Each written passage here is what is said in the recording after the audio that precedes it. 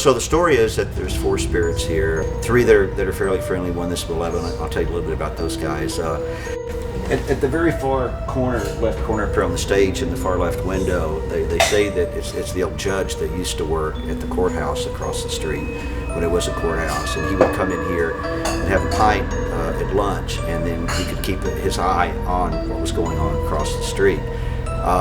He doesn't seem to cause any problems. We have another lady that worked here while it was the Rambo Saloon in the 1880s, and she was supposedly murdered, and I think her name was May, and she's a friendly spirit. We have another one that we haven't been able to identify, and then we have more of a guy that's just a prankster.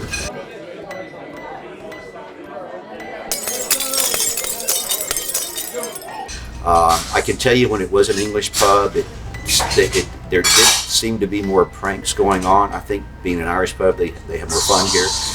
It's more livelier, it's more entertaining for them.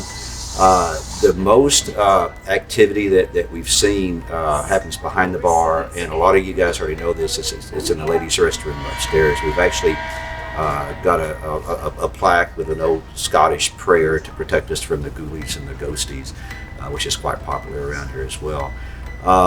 So a lot of old stories. They said that Bonnie and Clyde came through here at one time. Jesse James used to play cards right behind where you guys are filming right now. So a lot of history in this old building. The floors, most of it is original, going back to the 1880s. It was a couple of years ago, I was standing at the bottom of the stairs greeting folks as they came in, and these 2 gentlemen walked in and asked if the place was haunted, and I kind of shrugged, and Nick said, yeah, and then ran away because Nick will not talk about it.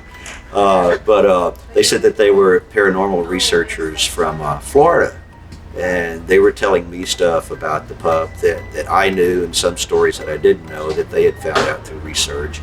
And when they left a few minutes later, and this was on a very busy Saturday night, they verified some of the same stories that I'm telling you now.